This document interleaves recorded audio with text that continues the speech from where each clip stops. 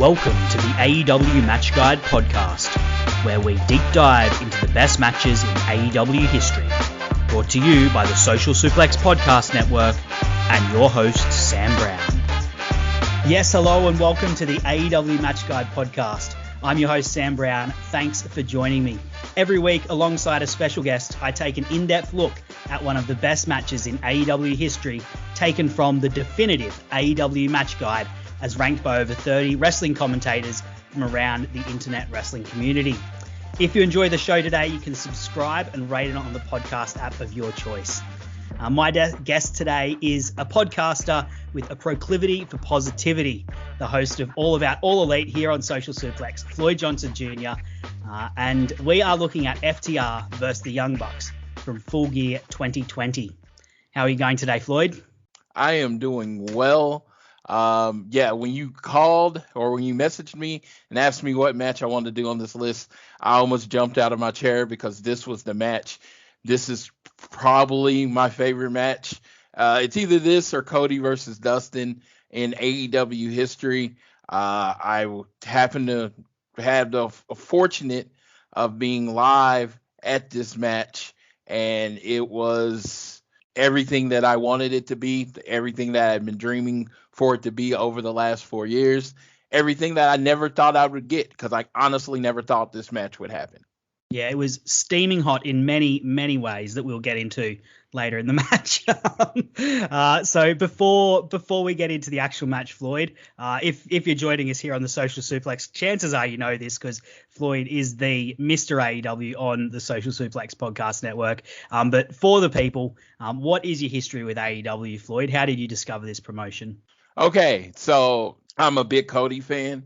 So when he left the WWE and shortly after, 6 months to a year after, joined the Bullet Club, I started watching Being the Elite, and I went to ROH shows, and then I was at All In. So All In is considered the pilot for AEW, and yep. I was in All In, and I saw, of course, my boy Cody win the NWA title. And still one of the loudest pops I ever heard as soon as they hit the three on Nick Aldis. Beautiful match. Beautiful match. It was a beautiful match. And it was just like, as far as from beginning to end, it was one of the livest, most energetic crowds I'd ever been in. And I never thought I would experience it again. And I've experienced it quite a few more times after that. So it's a feeling like I used to get at just a random Raw when I was in high school, and Raw would come through Oklahoma City and they would have to cut off traffic because so many people were going, and it was just this energy and everything was over. I hadn't felt what I felt at All in 10, 15 years at least, probably closer to 20.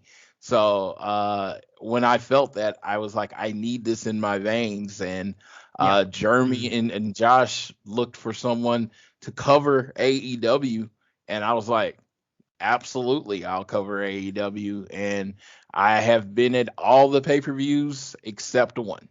Yeah, and you're a lucky man, Floyd. and that was the one they didn't let anyone in. And as the good people know, and from my accent, I haven't had a chance to go see AEW because I happen to live across the other side of the ocean to where AEW has been so far. But I totally agree with your sentiment there. I feel like for so many of us who became maybe a little bit jaded towards wrestling at different points, AEW sort of gives you that feeling of being a child where you're like so excited to know what happens and you just can't wait. I know for myself, like Dynamite happens when I'm working during the day, so I have to dodge spoilers during the day and in the afternoon until I get my little girl down, and then I sit down and watch Dynamite, and I'm always on the edge of my seat, I can't wait to see what happens, just with that sort of childlike wonder. And that, I think that's been the magic for AEW, bringing so many hardcore fans back to that pure fandom, as opposed to, maybe you don't care so much if you get spoiled and you sort of take everything a bit cynically. Whereas, I don't know, for myself at least, AEW is just something I can just fully invest in and fully mark out for, when you have a match like this. This has been a match that you dreamed of for years and years, and you got it. And I imagine, we're going to hear about today how meaningful it was for you. Absolutely. I've kind of went over kind of what I'm gonna say so I could kind of get the choking up and the tears out of my voice because it's literally one of my favorite matches ever Yeah. between two of my favorite teams like ever. Well, look, to introduce the actual match itself, as I said before, it's FTR versus the Young Bucks. Just to get into some of the flowers that it got at the time, Dave Meltzer ranked it 5 stars, 0.225. Beat the 5-star ranking. Grapple, the notorious, the hard markers at Grapple, it's 4.41 currently. Cage match, it's in Rare Air, it's 9.16. And in the definitive AEW match guide, it ranked in at 9th. So we've been over why you chose this match, but I wanted to get into the build because this match I feel like is about the build as much as it is about the actual match itself, because it was building forever. It started in like 2016 on social media with these two teams going back and forth. Of course, on BTE, we had the FTR, the fuck the revival chant, and then the FTRR, do you get it moment. In 2018, Dash Harwood at the time, now Dax, he posted on Twitter, one day we'll wrestle the Young Bucks and everyone will rejoice. Remember this tweet. And beyond that, just countless debates, countless back and forths. Floyd, I know for you personally, you were right at the start of it in 2016. Can you just tell us this story that you were telling me beforehand about being in line and hearing the revival sort of really cut one on the Young Bucks? So yeah, I'm at WrestleMania 32, standing in line for the revival, and got my little fanny pack on. I'm very excited, and we get up there, and this dude's wearing a Young Bucks shirt. That's and proper wrestler, by the way, wearing a fanny pack to a wrestling convention. Absolutely. Actually, that fanny pack that I wore is actually now signed by FTR. They would have loved that. Yes, they did. They did love it. They was like, yeah, I love the fanny pack. Yeah, so when that happened, he was wearing a Young Bucks shirt. They started going off about the scrawny little guys called the Young Bucks. They never make it back in the day because, of course, they're a revival, and that was their whole gimmick was being, wrestlers from back in the day. And he was like, they never make it, those boys. And then they tried to get me into it. And I was like, yeah, they don't know. I'm like, I wasn't a big Bucks fan at this time. So I'm like, oh, they don't know. Those little dudes couldn't do anything. All they could do was lace up your shoes and carry your gear.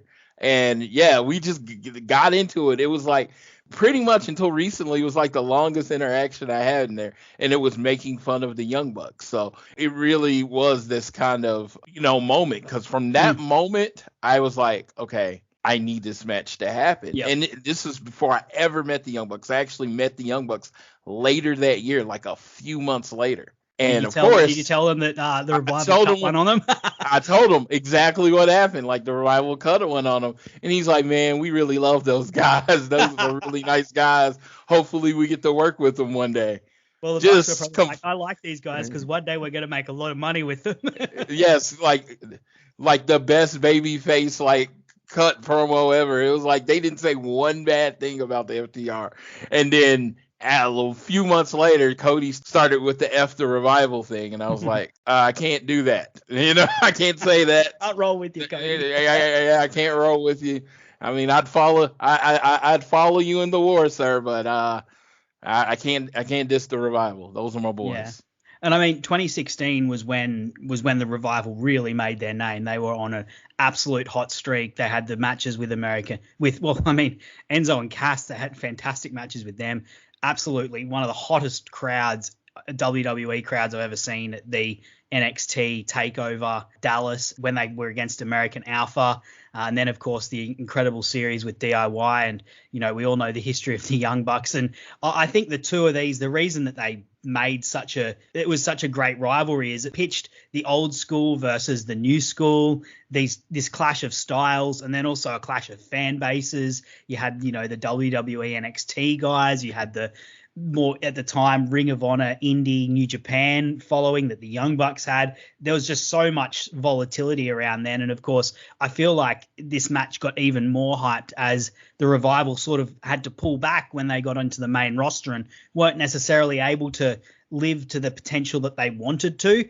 And you could see glimpses of it every now and again. And every now and again, you'd hear a report from a house show of them just absolutely tearing up the ring with Bobby Roode and Dolph Ziggler and just absolutely blowing the roof off the house, but never actually getting to see it. And then, of course, AEW happens and the Young Bucks say, we want to make a tag team wrestling destination. So, of course, you've got lots of tag teams joining, Lucha Bros, Proud and Powerful, SCU, of course, the Young Bucks as EVPs. But the whole time you're going, man, when are we going to get the Revival into the mix here? Did you always think that this match would happen? No, I absolutely did not think it would happen. FTR was in WWE. They had been NXT champions, SmackDown champions, Raw champions. They had been being used. And, yeah, I thought they were going to be there forever. I thought they were going to retire in the WWE system. And I don't know if they will admit it, but they're getting booked at the end towards that last 2 years. They're getting booked terribly, just terribly in WWE, or not used at all. And they're killing it on house shows. Fans are telling them, oh, how great they are on house shows. But who's winning? Who's getting the 5-star tag team matches?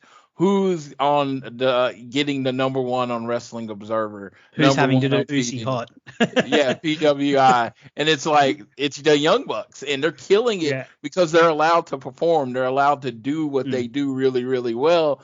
And yeah, they're doing Uzi Hot and they're telling jokes and they sent out the gear, that WWE wanted them to send out, and they're like, oh, we're telling stories. And FTR at their core are just professional wrestlers and they just want to tell the physical wrestling in the ring. They don't mind cutting promos. They don't mind doing that, but they're a fan of 80s wrestling, 80s tag team wrestling. That's what professional wrestling is to them. And yeah, and then WWE wasn't aligning with their values. Yep. And eventually, of course, as we know, they managed to finally get the release that they were seeking, that they were after, and they turned up in AEW. Looking at the two teams, sort of where they were positioned in AEW, because it factors into the match itself. In AEW, the Bucks initially, even though they were one of the creators of the company, they didn't do so well early on as a team. They lost the first round of the championship tournament in one of the very first Dynamites. They got beaten by Hangman and Kenny at the pay-per-view, and they finally managed to get into the number one contenders position. And they also missed out on a chance for a rematch with Hangman and Kenny at All Out. And by contrast, FTR, they arrived after Double or Nothing, immediately faced off with the Elite. They had, of course, a number of multi-man matches that featured the Bucks and Kenny, but they were immediately successful by contrast. They were unbeaten for a good while, and they slowly managed to use Hangman to sort of splinter the Elite. And used it to get under the Bucks' skin, because they ultimately knew that Hangman and Kenny had the belts and the Bucks were their biggest competition, and they singled those two teams out. The way they wrestle is by cutting off the ring and breaking up the team that way, and that's the way they approach these guys, by using Hangman to splinter the Elite, to turn Kenny Omega on his tag team partner, and just really sow seeds of animosity in there. And eventually it paid off with Hangman Page helping them beat the Bucks in the gauntlet match to determine the number one contender to face them at All Out. They won it All Out. FTR then went into doing the Brush with Greatness. They were still unbeaten, just rolling through tag teams. Floyd, what did you think of the initial build-up of these two teams and the positioning on the roster, with the Bucks and not being successful, whereas FTR coming in just red hot and slicing through the division like a knife through butter? You know what? I was confused because at the time when AEW first started, to me there were clear 1 and 2 tag teams.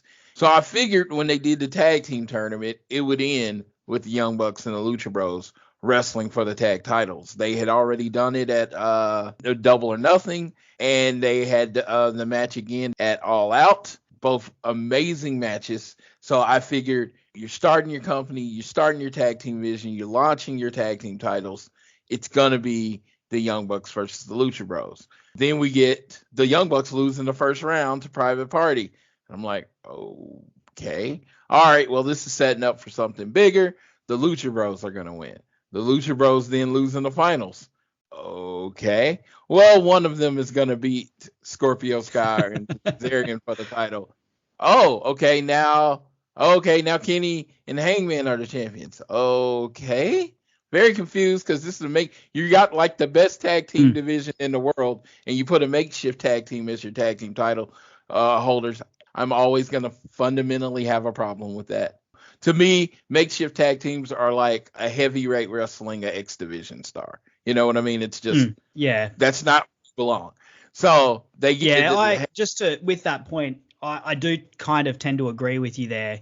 It can work, particularly when it's done to, enhance a story or a feud, which is what they did with this. I think this worked, but that was largely off the back of their work. But fundamentally, it was a head scratcher at the time. For every really good team, like maybe a Jericho or Owen Hart and Yokozuna, you've got, 100 MVPs and Mark Henrys or the Miz and Big Shows where it's just like, what are we doing here? Why are we doing this? Yes, and this one worked. It worked exceptionally well. Probably I think it had the highest Hangman and Kenny versus the Young Bucks is the highest rated match in AEW history, correct? Yeah, well, in the match guide that we did, it was number one. Yeah. Won Yes. countless match of the year polls. Yeah, Yeah, we haven't covered it here, but we will one day. they didn't even wrestle. They wouldn't even tag for a year, and they were in like all the tag team of the year talk. So Yeah. it worked immensely well. I mean, I can't, like hindsight being 2020. Yeah, there's why would you question that? These two are Yeah. amazing But no, your wrestlers. point is that Yeah. fundamentally, as a concept, it's generally something you don't want to be doing a whole lot of. So yeah, and they held the belts, for a while. I think they had, the longest reign until recently, and then at All Out, Hangman and Kenny they tagged and lost to FTR. Again, I was there, very happy to be there for that event, and it was just like, okay, in my mind, a real tag team has the belt. I'm happy. This is what AEW meant when they said they were meaning the greatest tag team in the division, and they started building to the Young Bucks, and I was like, yeah, this is right. This is right. This is right. They're finally on the right path. You're gonna have tag team number one versus tag team number two. Up until then, up until the like when FTR won the titles, not just FTR, it could have been any established tag team. But once they had the tag team titles, I felt like the tag team division was back to being what it's supposed to be. And that was sort of FTR's take on it as well. They were saying, we're going to cut out the drama. You're not going to see us turning on one another. You're not going to see all this drama with us. We're just going to do, these one after the other championship matches with their, a brush with greatness thing, 20 minutes, come in, see if you can knock us off. And no one could. That was sort of the story that they were telling as well, was that, we're a team, we're not two individuals, so we don't have distractions. We're just about the wrestling, the physicality of it. And, in the actual build-up, them being on a hot streak and the Young Bucks sort of struggling, I think was a really interesting contrast. And then, of course, that led to the Bucks sort of having a coming to Jesus moment almost, deciding, getting a little bit more pissed off, a little bit more aggressive, thinking they needed to go back to their more abrasive style that had worked for them, back in 2016 when this was all kicking off, rather than, these more just nice guys and maybe lovely EVPs to work with, but not necessarily as successful as they could have been in the ring. And that's storyline wise, of course, I'm saying. Yeah, I mean, the tag team division in AEW needs the Young Bucks. It was like they did a great job of building anticipation. Their fandom is crazy and exciting and very passionate. One of my friends, Owen Reynoldson, giving them a shout out on here, the biggest Young Bucks fan I know, follows them all around the country, and it's just like, it's time. It's time. It's like shit or get off the pot. It's time to be champions. And so even when they put the stipulation that they would never challenge for the tag belts again, it was just like, yes, this is what we want.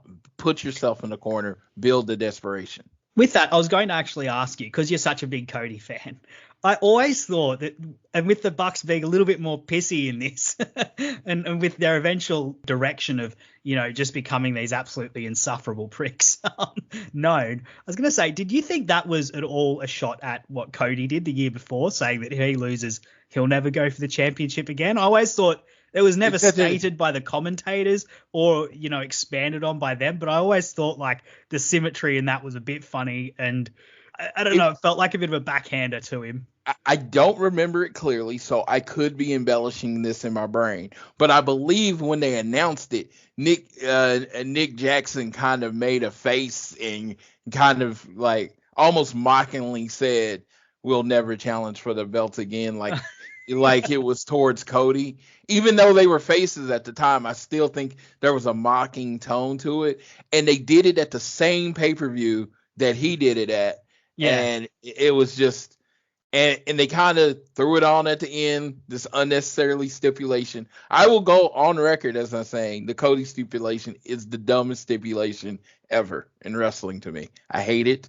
I absolutely hated it when he said it. When he lost, I thought it was building up to him winning. He lost, and I was like, I still hate it to this day. I hate the stipulation.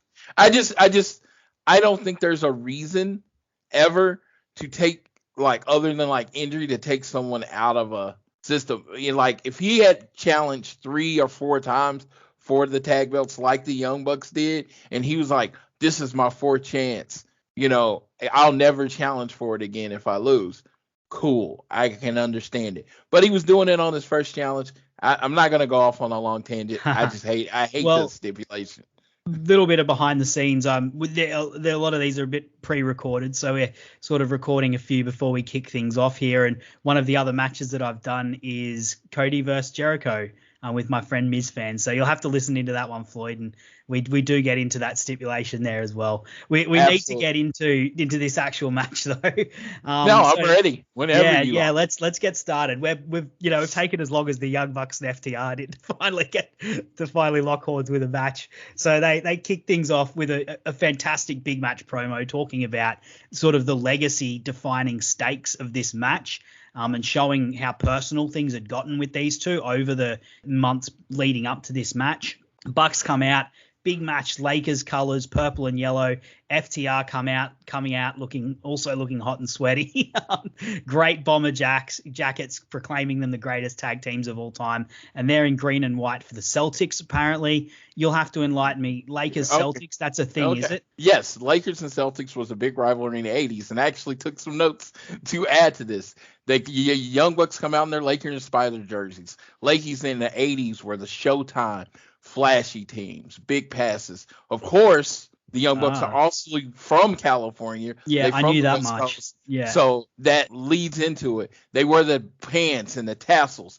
Everything about them is flashy, just like the Lakers. That's brilliant. I did not know that. I'm so glad you pointed that out, because that's a fantastic story beat, right? It's perfect symmetry. Yes. The Celtics, I don't know much. All I know is Michael Jordan was like the Showtime guy for that side of the conference, or however it works in the NBA. The Celtics, are they like hardworking, working class? I know they're from Boston, so they're blue collar town. They're the classic franchise. 17 NBA titles. They won like 9 championships in a row. They're more technically, and they play more fundamental basketball. They're the franchise of Bill Russell and Larry Bird. Green tights and FTR's wearing just green tights and boots. Very classic wrestling, with all they have on the back is GTOAT on the back. Greatest tag team of all time. Yeah, so it's like even their entrances were contrasting. It's like brilliant. FTR Young Bucks come out with the Bucks and everything just splashy, just in general. FTR, we just have our music, walk down to the ring, they do their 5, everything's about business. They contrasted the whole way to the ring. Yeah, brilliant. I'm so glad you pointed that out, Floyd. Of course, Tully was banned from ringside, so he gets immediately sent to the back. Limited seating as we know at that point, but still a lot of noise going into it. And early on in the match, both teams are just sort of showing off. Bucks trying to unload on strikes and double teams, FTR trying to ground the faster and more agile team down. That's, classics between those two. Bucks are the first team to hit a big sequence of offense. They hit double hurricanranas, sending FTR to the outside. Really great back and forth here. Immediately sets up the story of the match, where you've got two teams so different. We're not going to go through everything, as I said, Floyd, but what of the action early on stood out to you? Okay, so the first 10 minutes, I'm just breaking it up into segments. So, was told it's 110 degrees in the ring. So you see Matt sweating profusely. The double Hurricanrana into fist. This was a callback to a Rock and Roll Express versus Tully and Arn match from the 80s. The double Hurricanrana, then the punching in the face, and then they get out the ring. And So Rock and Roll versus Brainbusters is very much the two teams that these would most be identified with. These two teams would most be identified with. Absolutely. I just thought in the first 10 months that was literally the spot I wrote about, because when I saw it happen, I immediately went back to like 7-year-old me, where I remember watching that match and watching that exact sequence. So the Bucks are literally in first 10 minutes dominating the Maryland match. They're one step ahead of FTR at every move, and it's pure babyface heel style at the beginning of a match. Yeah, the rhythm of the match reveals itself really early with, FTR working over Matt, focusing on the knee that they Pillmanized in the build-up, which I forgot to mention amongst the other things going on. Really working over that knee, trying to keep Nick out of the match as much as possible, and just doing everything they can to do it. Just classic FTR stuff, I think. There's one moment, where Matt's just in a ton of pain. Dax is just so ruthlessly working over the knee. Matt, finally pulls himself to the edge, and just as they're about to get the tag, Cash just like sweeps Nick off the apron, times it perfectly. It's exactly what initially made the Revival stand out and pop those sorts of spots in WWE, and they just hit it perfectly here. Absolutely, and it's just, the crispness of all the moves, how everything means something and is leading to the next thing. Dax like hits his hand into a post. Yep. And busts his hand open. It has to get wrapped by Doc Samson. The asymmetry of that is Matt's ankle is broke. And what is the Young Bucks known for? They're known for super kicking. And now Dax's hand is busted. What is their catchphrase? No flips, just fist. Everything about the tag teams is being told through the story through this match. Yep, absolutely. I couldn't agree more. These two teams, they're just absolute wrestling nerds. All four of them. They, the way FTR are obviously a tribute to the past. The Young Bucks play it a bit differently. They sort of parody the past a little bit and send it up with their act. But you just know from the way these guys wrestle and the way these guys always do those sorts of callbacks, and even the way they mock it and parody it, that they are absolute nerds who have watched hours and hours of tape and put hours and hours of thought into everything they do. And that's, what you just mentioned there is the perfect summation of it. I hadn't even put that two and two together. I've watched this match a few times, as we discussed before we started recording. Yeah. But you have your dad build you a ring in the backyard, and they said in their book they couldn't afford to send us to college. They made us a ring. That was their education. So they studying and watching what they see on TV and then recreating it in a ring. It's just the self-built nature of it. I just think these teams parallel each other so much in their passion for wrestling in general, let alone tag team wrestling. Yeah. Now, midway through the match, just to sort of build on that idea of these guys just being complete nerds, they pulled off a number of really cool tributes to some of their influences, with FTR first hitting the heart attack and then the Steiner drop, and then the Bucks hitting a 3D and then a Swanton twist of fate combo. There was actually the crowd for these. There was actually one more. Dax superplexed Matt, and then superplexed Matt, and then Cash went for a splash. That was an ode to another tag team that is not really brought up a lot, Power and Glory. That was called Powerplex. That was Hercules Hernandez. They do that move a fair bit, though, don't they? Yes, and it's always an honor to them. Yeah, and of course, FTR's finisher is an honor to the Brainbusters as well. Yes, absolutely. So I was just saying they hit that move, but yeah, it was just a whole bunch of, hey, here's a nod to the past. Yeah, and huge pops for them as well. Like the crowd went mental when particularly I think the ones they recognized most, I think, were the heart attack, because I mean, Yes. it's the Hearts. That's my favorite one of them. I'm a big Bret Hart fan. So the minute I saw the heart attack, I was just like, yes, yes. And from those guys who are always praising Bret Hart. And then, of course, everyone noted the Swanton and Twist of Fate because the Bucks and the Hardys, it's just such an obvious lineage there. Yep, the lineage of the blonde hair brunette tag teams. It started with Rock and Roll Express, Hardys, and now the Young Bucks. Yeah, and you were mentioning before how they were sort of working one another over, with, of course, Dax having his hand hurt and Matt Jackson getting his knee or ankle, it was his ankle, pulmonized before and continually worked over. I really, really just loved the way that they built the match around that, particularly with Matt trying to get the hot tag. And when it finally hit, of course, man, how good is Nick Jackson on a hot tag? Like, I think there was one where, he hit strikes, kicks, he went out to the outside, did a backflip, hit a double like a bulldog clothesline combination. The crowd's just going absolutely nuts the whole time. And then, of course, we also had the DIY finisher that Dax and Cash hit. Tribute to DIY, the team that they did a lot of work with in the WWE, and obviously they wanted to send out a signal to those guys. By the way, as a sidebar, wouldn't it be great if those two ended up somewhere in AEW as a tag team? That would be a fantastic addition. Fantastic addition if that could happen. That was the move I popped the most for, was the DIY one, because that was my favorite of the FTR rivalries. Yeah. One of the bits that I liked the most, the sort of the segments that I really enjoyed, was when the Bucks put FTR in stereo sharpshooters. So they had one on the outside, one on the inside, respectively, putting them in sharpshooters. FTR try to grab their hands, but the Bucks pull them away, and then Matt's leg gives out.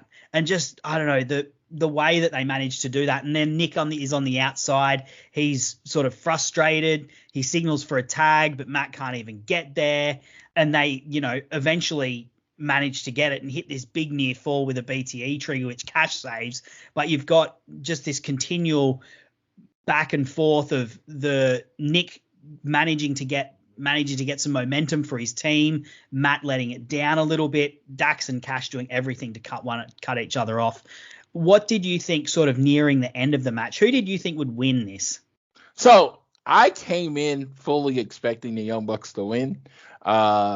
But when it came down to, the match is getting, kind of hot and heavy, and they're hitting the moves, and they're about to hit the spike pile driver, is when I let it kind of climb into my heart that FTR was going to win the match. It was just so brilliantly done, because it literally, until the last moment when the match was decided, they made you think both teams were going to win. So many false finishes. The BTE trigger, I love it because it was a nod to, I know they repurposed it, as I said. They didn't steal it. They repurposed it from Kota Ibushi and Kenny Omega. So it's just the team that they had another great match with. So when we're getting to the end, I'm like, I don't know who's going to win this. And I'm actually in my seat. And I stand up because I felt like the finish was coming. I felt like we were winding down, and I stood up because I just wanted to see who was winning, because, I'm wearing my FTR shirt and I'm like looking at the match, and I'm just like on the edge of my seat. Like, I can't believe this, that I'm watching this. I can't believe where is this going to go? But I just felt like it was perfectly built toward the end. Yeah, I couldn't agree more. The match sort of really hits a pinnacle and a crescendo when they both hit their finishes, but manage to get. So first, Cash dives in to save from the BTE trigger. After that, there's a bit more back and forth, and then FTR get them up for a mind breaker on Matt, but Matt gets his foot on the ropes to just make the save. And then I love this bit where Cash rips Matt's boot off, and Dax puts it in an inverted figure four. It just looks so brutal, and Matt's selling is just impeccable at this moment. And then Cash just launches himself over the ropes onto the outside. It's the most ugly but effective looking sort of dive you've seen just to sort of stop Nick from being able to get in and make the save while Dax has got Matt in the inverted figure four, and then Cash goes for this 450 splash, which Matt dodges, hits a super kick with his exposed foot, literally falls on top of Cash because he can't stand anymore because of his foot that's been worked on the whole match, and then he manages to hit the super kick, but it kills him. He literally falls on top of Cash to get the 3 count, get the win. You know, they could have gone with one of their finishes for the ending, but instead they did this, and it was a surprise ending. It was a brilliant ending. I think it caught lots of people off guard, but also had some sort of narrative and story to it as well. Yes. A big thing in the 80s and old school matches, very rarely did a title change hand with someone's finisher. It just didn't. It was always some kind of roll up. Ric Flair was like the roll up king. He was either getting rolled up or rolling someone up for the pin, a knee to the chest, some kind of quick pin that the person just gets shocked. So we get this Cash, he doesn't have Tully there to keep him focused. So he gets excited. He's like, these dudes aren't staying down. I have to do something dramatic. So Cash makes the first huge mistake of the match. He goes for the springboard 450. He goes up in there. No flips, no fists. That's their whole gimmick. And he does a flip. And of course, not being comfortable up on the top ropes, he misses. And what does Matt do? The ankle that they have been working on and they've been damaging and they have tried to take out, he uses the damaged ankle to kick Cash Wheeler in the face and get the 1, 2, 2, 3 poetic justice, babyface vengeance. Not only did you not take my ankle away, not only did you not take my weapon away, I then used that weapon to be the final death nail and get the 1, 2, 3. Yeah, and also, I mean, I've heard some people not love the way that the selling is there, where he's using his injured foot to hit a move, because some people would say you can't use your injured, if something's injured, you shouldn't be using it because it's injured. But the way that he hits it and the way that he sells it is that he's feeling every bit of it, but he's just gritting through it because he's a babyface and he's got heart and he's got fire and he's got a will to win. And even though he knows it's going to hurt him and he's probably going to be in crutches for a week, he's going to hit the super kick because he knows that that's how he can win the match. And yeah, brilliant piece of babyface fire and grit and heart. And as you said, narrative justice as well for everything they put him through in the lead up. I feel like anyone that had a problem with the ending as far as the selling wasn't paying attention, because he literally knows the ankle. He sells the entire match. He holds the ankle's hurt. He kicks him, and literally as he's pinning him, he's reaching for his ankle. Yeah, he's not holding the legs up. He's holding his leg. Yep. Yes, he's holding his leg because he's in that much pain. And I'm not going to say I'm a fight expert, but you're in a fight and something's hurt, and that's all you have to use.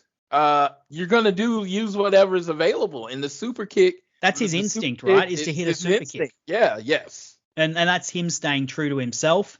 Whereas what did FTR do that was their mistake? They didn't stay true to themselves, even though they had the match theoretically won with both of the Bucks out and Matt extremely injured. Yes. And it was like Cash hits the big move. Why didn't you go for the pin? He wanted to beat the Young Bucks with their own style, their own thing. Yep. That was his fatal mistake. Yep. And it's brilliant, because what usually gets rid of heels is that their ego, their idea, I need to not just beat you, embarrass you. If you're an AEW fan and you just watched the Miro versus Sammy match, it was Miro losing it in the middle of the match and taking the turnbuckles out, and it ended up working against them. is just brilliant storytelling. The hubris. Yep, absolutely. Hubris. Yeah, that's the word I was looking for. Yeah. And so things finish up. Bucks celebrating while they sell their injuries. Omega comes out to help them to the back. This was, as you said, hot and heavy in the air, sweat dripping off all the competitors, guys just going out there and giving their all. This went for over 30 minutes, I believe. I've got one question, and this is a big one. There was perhaps no match that could match the hype that this one had. Perhaps if Okada reverse Omega number 5 happened, or perhaps if maybe Omega versus Kota Ibushi happened again, you could say that had a longer build.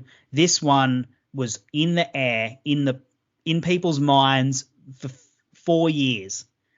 Did it live up to the hype, Floyd? For me, it did. It was everything that I wanted it to be. And I thought it was a perfect match. Nothing, no conditions, no anything. I thought it was a perfect match. But when you think about the 110-degree heat, the exhaustion that they went through, and how they had to fight through, to the point where they literally had passed out and had to be put on IVs and given water when they got to backstage. The no crowd. So, I mean, you have a very small crowd. So the reactions, as far as we were, they probably didn't hear them, because it was the ring. There was the ring. There was the AEW people in the crowd. Then there was a huge section of empty seats. And then way in the back, up in the hundreds, you finally had some people. So even if you're thinking about sound traveling, they probably didn't hear a lot of reaction. Yeah, it's an open amphitheater as well. Yeah, they can't feed off the crowd. So they're just wrestling. And that's what I was saying before. If you're going to compare this tag team to any other match, compare it to a match that's in the same situation. And when you compare it to a match in the same situation, there's no match even close. Yeah, I tend to agree, particularly, when it comes to tag team matches. I can't think of too many that were better than this during the pandemic era. Of course, you've got, brilliant matches like the Young Bucks Lucha Bros series that we've had before AEW Dynamite kicked off. Some of the ones that Kenny and Hangman did early on against the Lucha Bros, against SCU on the boat. Of course, there's the Revolution tag match, which one day we will get into on this podcast for sure. But when you're looking at matches that happened in the vacuum of the pandemic with, with the AEW crew making a lot of noise and doing as much as they can, and props to those guys who were out there week in, week out. This is the first match we've actually done that was during that pandemic era. So it probably deserves to be mentioned. Like, props to those extras that were out there every single night, every single week, making noise, creating as much atmosphere as they possibly could. Because it was just as hot for them. They're right down there in it. So it's just as hot for them. And they managed to stay energetic. I always say my crowd MVP goes to Austin Gunn. I just dude, I thought he was just pounding. He had to be pounding bangs somewhere or monsters or something, because one day he's gonna have a shoulder issue, and it's gonna be because he was banging the fence so much. Yes. I think the only other match you could compare in terms of tag team matches from during that era would be the street fight between the Best Friends and Proud and Powerful, and that's a totally different atmosphere, doing a totally different sort of thing for a lot shorter period. It's almost apples and oranges. It's hard to compare the two if you're going to say which one's better, because they are so very different.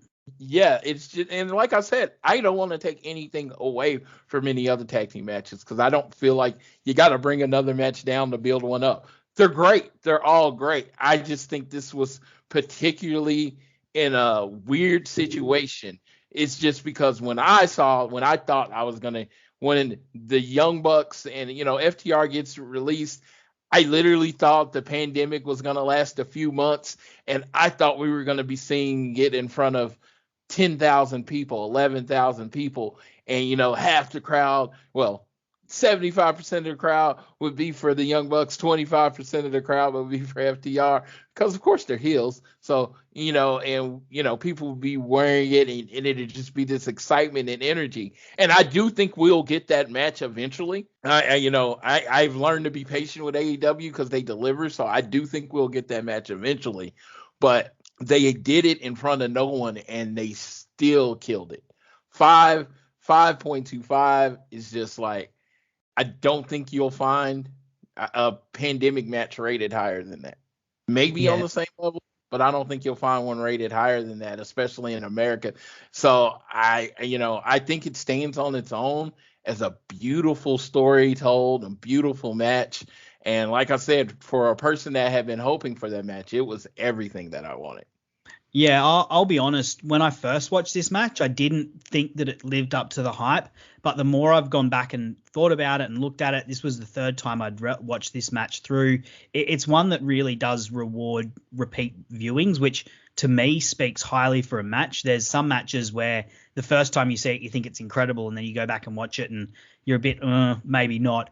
But I think the mark of a truly great match is that when you watch it, you go back and you see things in it that you didn't notice before, and it builds and builds, and its legacy is improved on rewatch rather than harmed. And this match for me definitely was improved on the second time I watched it and third time I watched it. And talking to you about it today, I've learned even more about it that just adds to my thoughts of this match. So my impression and my respect for this match has only increased as it has faded in time. My respect for it has only increased.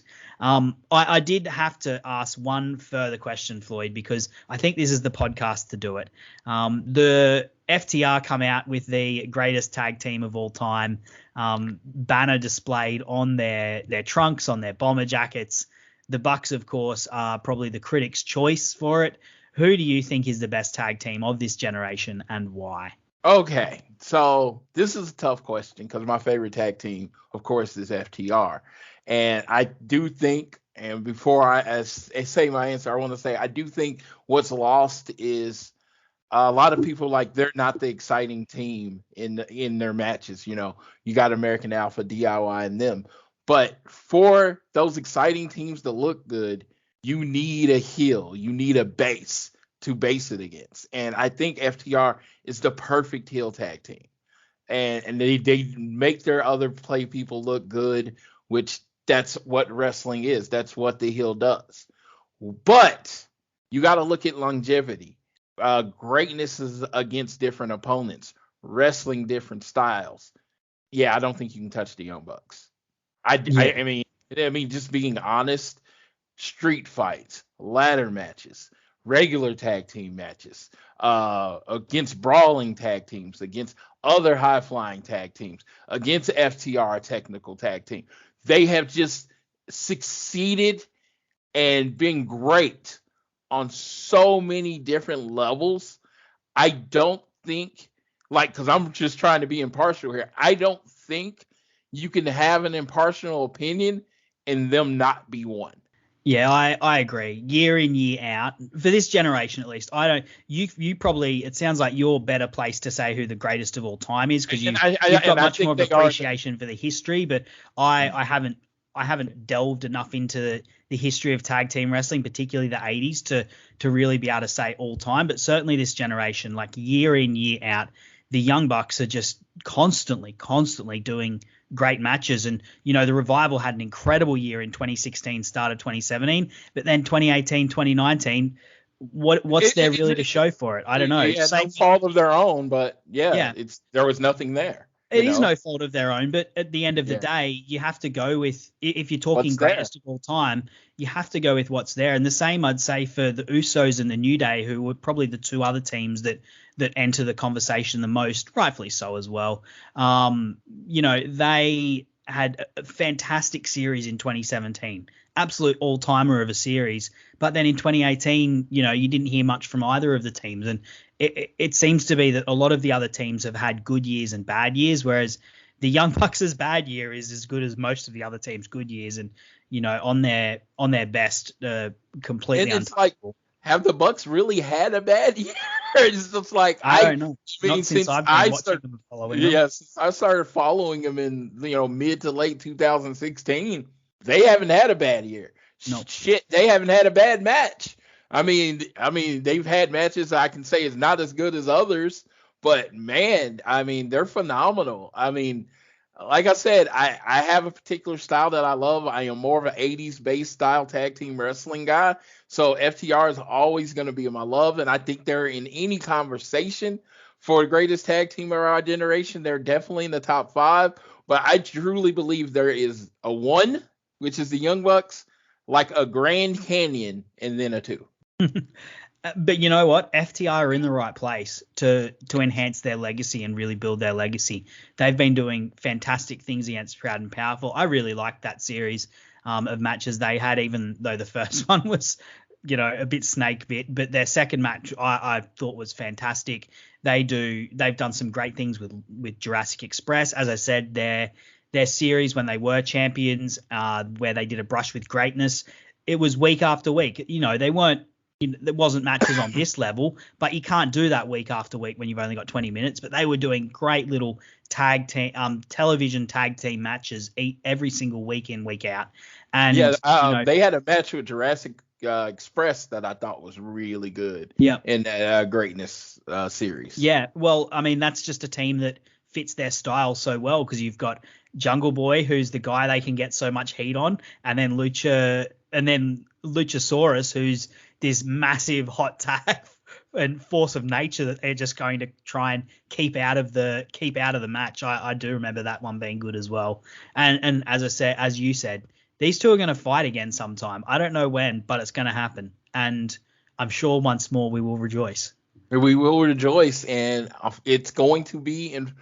I will always say this, not trying to make this anything. Please get vaccinated if you're not, because I want it to be in front of a full crowd, and I want it to be everybody exciting, hopefully without masks, because everybody's vaccinated and this thing is gone, and I can be in my full FTR gear, sweating and excited and pretty much standing up and annoying the hell out of the person sitting behind me, because that's what I'm waiting on. But man, you won't be annoying them, Floyd, because they'll be on their feet as well.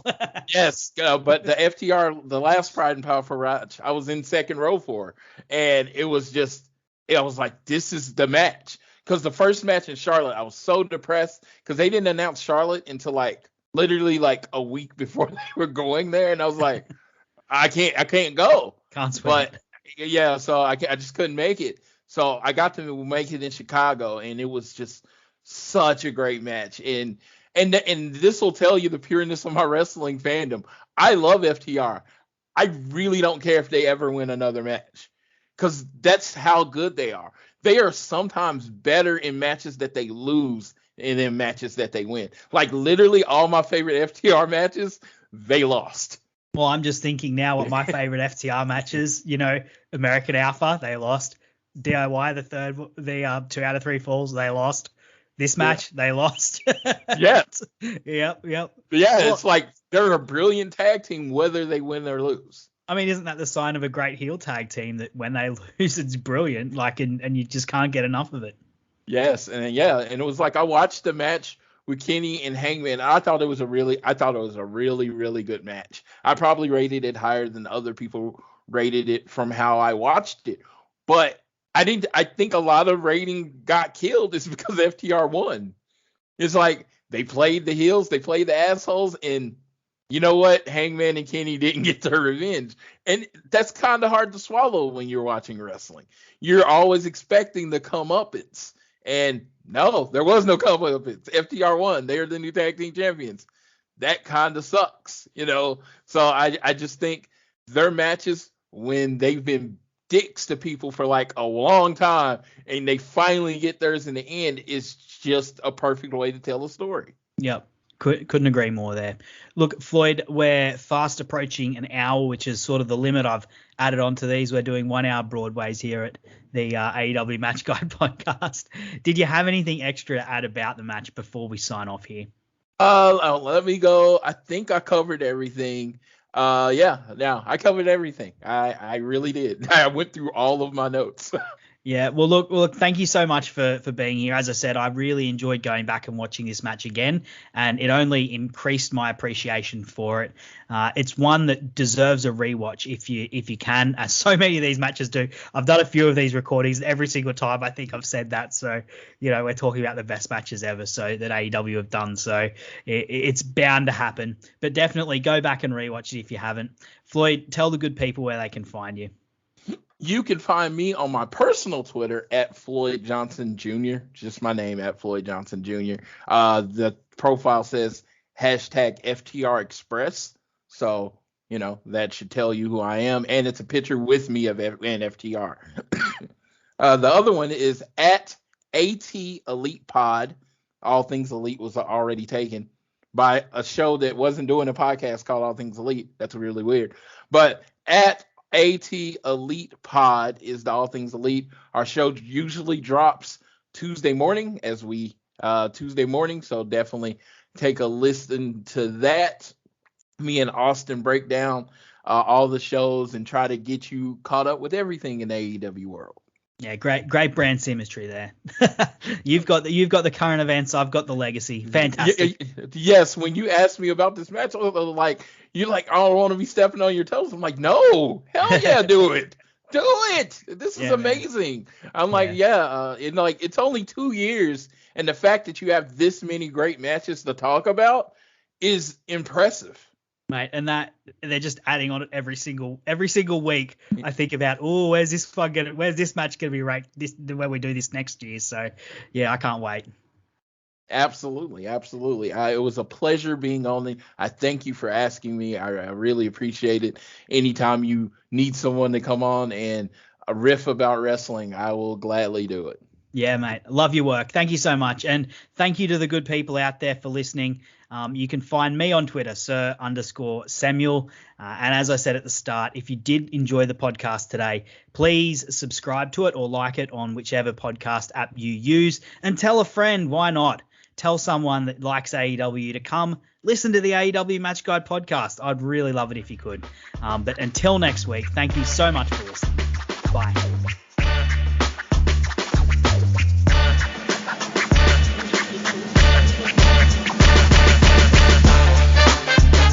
Thanks for listening to the AEW Match Guide podcast. If you enjoyed the show, then you can subscribe on the podcast app of your choice so you never miss an episode. Also, feel free to let me know on Twitter at Sir_Samuel. I'd love to hear from you.